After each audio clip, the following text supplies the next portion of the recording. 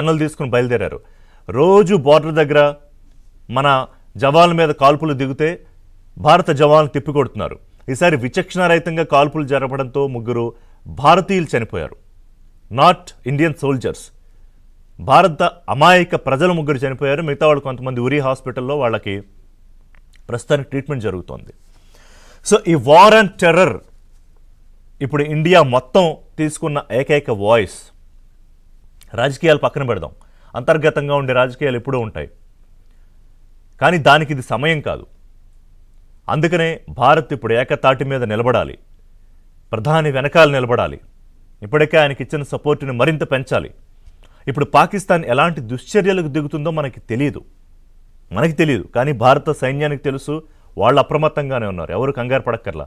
ఇవాళ mock drill call for చేశారు. ఎందుకు కాల్ఫర్ చేశారు? 1971 తర్వాత అసలు చాలామందికి తెలియదు. 1971 తర్వాత మళ్ళీ ఇప్పుడే జరుగుతున్నాయి మాక్ డ్రిల్స్. అంటే మన మీద దాడి జరిగితే, మిలిటరీ అటాక్ జరిగితే భారత ప్రజలు ఎలా రియాక్ట్ అవ్వాలి, ఎలాంటి జాగ్రత్తలు తీసుకోవాలి అని చెప్పడానికి చేసే మాక్ డ్రిల్. దాంట్లో తెలుగు రాష్ట్రాల్లో తెలంగాణకు సంబంధించి హైదరాబాద్ జిల్లా, ఆంధ్రప్రదేశ్కి సంబంధించి విశాఖపట్నం జిల్లాని ఎంచుకున్నారు. అలాగే భారత వ్యాప్తంగా మొత్తం 250 జిల్లాల్లో ఈ మాక్ డ్రిల్స్. అంటే మాక్ డ్రిల్ తర్వాత ఏదో జరుగుతుందేమో అనుకున్నాం భారత ప్రజలందరూ అదని. కానీ ఇవాళ అంటే నిన్న రాత్రి, ఇవాళ తెల్లవారుజామున 1:40 ఆ ప్రాంతానికే ఒక మెసేజ్ పంపించింది భారత ప్రభుత్వం, భారత army. Once again I'm reiterating, ఇది పాకిస్తాన్ ఆర్మీ మీద జరిగిన దాడి కాదు, పాకిస్తాన్ ప్రజల మీద జరిగిన దాడి అంతకన్నా కాదు. అసలు ఈ దాడే కాదు, ఇది ప్రతిస్పందన, ఇది ప్రతిదాడి.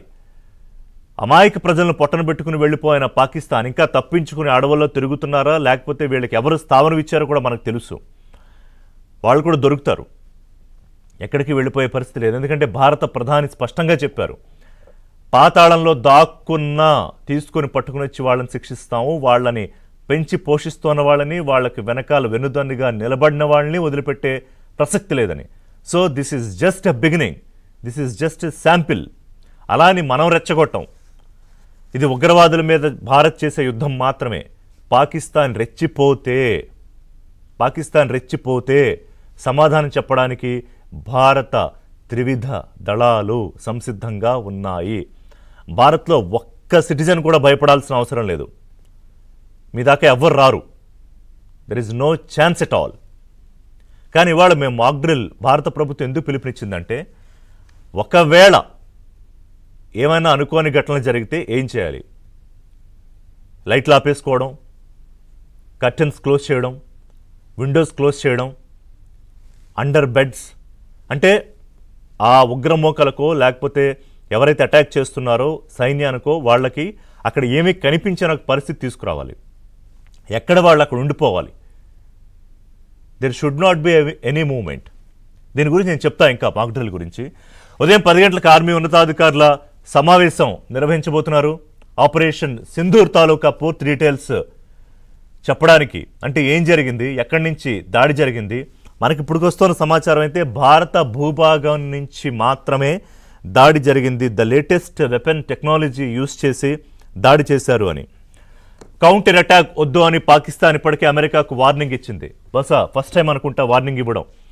ఉగ్రవాదులపై చర్య తీసుకునే హక్కు భారత్కుంది. ఆపరేషన్ సింధూర్పై పాకిస్తాన్ మౌనంగా ఉంటే మంచిది. ఇది ఎవరు చెప్పారు? America national security adviser Marco Rubio. ఆయన ప్రస్తుతం అజిత్ దోవల్తో కూడా మాట్లాడుతున్నారు, భారత భద్రతా సలహాదారు. అలాగే భారత రక్షణ మంత్రి రాజ్నాథ్ సింగ్ త్రివిధ దళాధిపతులతో భేటీ అయ్యారు. అర్ధరాత్రి నుంచి ఈ ఆపరేషన్ భారత ప్రధాని స్వయంగా పర్యవేక్షిస్తున్నారు.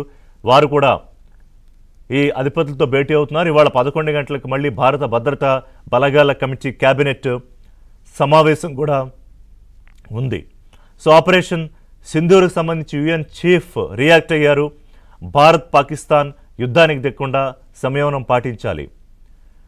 With due respect to the UN chief, Bharat యుద్ధానికి దిగబోదు. కానీ భారత్ని కొడతామంటే చూస్తూ ఊరుకోదు. దాంట్లో భాగంగా జరిగిందే ఈ ప్రతిదాడి, ఈ ప్రతిస్పందన. అది కూడా ఉగ్ర దళాలపై జరిగింది, కానీ పాకిస్తాన్ ఆర్మీపై కాదు, పాకిస్తాన్ ప్రజలపై అస్సలు కాదు. జైషే మహమ్మద్, లష్కర్ తోయిబా అండ్ హిజ్బుల్ స్థావరాలు 3 ధ్వంసం అయ్యాయి. అందులో 4 జైషే మహమ్మద్ స్థావరాలు, 3 లష్కర్ తోయిబా, 2 హిజ్బుల్ ముజాహిదీన్ స్థావరాలు ఉన్నాయి. ఈ దాడుల్లో అవి పూర్తిగా నేలమట్టం అయిపోయాయి, పూర్తిగా ధ్వంసం అయిపోయాయి. ఇక అందులో ఎంతమంది ఉన్నారు, ఎంతమంది ఉగ్రవాదులు పైకి వెళ్ళిపోయారు, ఈ విషయాలు కాసేపట్లో భారత ఆర్మీ ధృవీకరించిన తర్వాత నేను చెప్తాను. కొంత ఇన్ఫర్మేషన్ వస్తోంది. I don't want to reveal it because ముందే చెప్పినట్టుగా ఆథెంటికేటెడ్ ఇన్ఫర్మేషన్ లేకుండా ఇలాంటి సెన్సిటివ్ ఇష్యూస్లో మాట్లాడడం కరెక్ట్ కాదు.